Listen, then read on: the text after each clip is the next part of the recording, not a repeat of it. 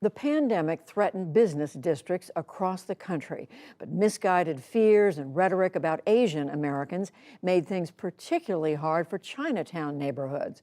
For this report during Asian American and Pacific Islander Heritage Month, John Yang visited one of the nation's most well-known Chinatowns in New York City. It's part of our ongoing Race Matters series. Dim sum carts stacked with bamboo steamer baskets, bustling kitchens, board games in the park. These days, Manhattan's Chinatown looks a lot like its pre-pandemic self. It was very, very eerie during. Walk through the heart of the neighborhood with cookbook author Grace Young, and the scars of the pandemic are evident. This was a family-owned supermarket, and it closed during COVID. It had been there for years and years, and they just didn't have the business. As we come along, here is Lung Moon Bakery. This was the place to go for custard tarts, and their moon cakes were just out of this world. What else is lost when a business like that disappears? So it's not just about the wonderful food, it's about our memories. And so many people talk about the fact that they've been going to Lung Moon ever since they were a child. And I believe when you lose a place like Lung Moon, you lose a part of yourself. Young, known as the stir-fry guru, grew up going to San Francisco's Chinatown with her father, a Chinese-American liquor salesman. I grew up just loving that small town feeling about Chinatown, that feeling of belongingness and home. But in the 4 decades she's lived in New York, Young says she had come to take this historic Lower Manhattan neighborhood for granted. Because of my work, I would be in Chinatown once or twice a week, shopping for groceries, eating food, but I never introduced myself. I came and went and did my own thing. That all changed in early 2020 with the pandemic. Because of misinformation and xenophobia, people stopped coming to Chinatown. Young started sharing the struggles of mom-and-pop businesses on Instagram and Facebook and helped create 2 social media campaigns, hashtag Save Chinese Restaurants and hashtag Love AAPI. She launched a video project with a Korean-American videographer, Dan On, for the New York Museum Poster House, telling the stories of Chinatown shop and restaurant owners. Business has dipped down even worse, and I can say that I'm down pretty much from 50 to 70%. It is time to take more dramatic measures. Hours after Young conducted those interviews, then New York City Mayor Bill de Blasio announced a citywide lockdown, bringing business to a virtual standstill. By 2021, a survey found that more than half of Asian-owned businesses in New York State reported that their revenue had dropped more than 75%. COVID, this time it take really long for really serious damage for our business. Dennis Chung was born in what was then called Saigon, and since 1995 he's owned Pasteur Grill and Noodles, a Vietnamese restaurant that's one of the many legacy Chinatown businesses that isn't Chinese.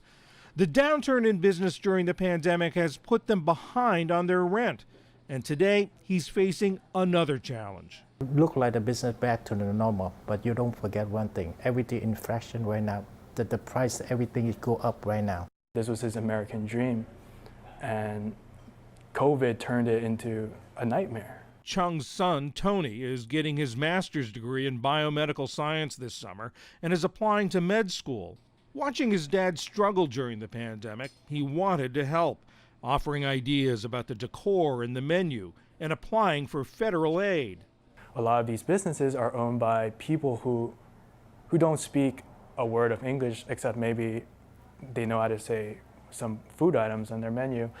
So, you know, it's close to impossible for them to apply for PPP and all these government grants. And on top of everything else, the Chungs, along with other residents and business owners, have had to deal with increased anti-Asian harassment.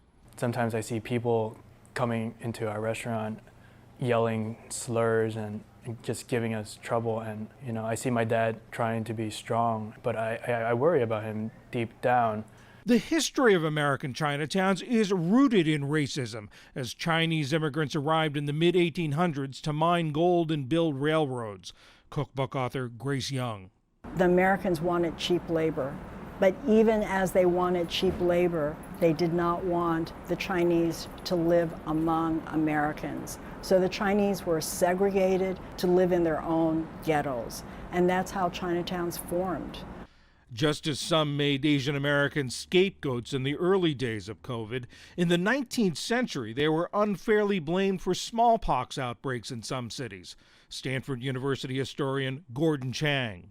The Chinese became targeted as a population that was not just undesirable in taste or in preference, but as biologically dangerous, and thus should be eliminated and moved out of the core of the city, lock, stock, and barrel, moved into some corner or kept out of the country entirely. In recent decades, historic Chinatowns have faced new challenges like gentrification and an aging population.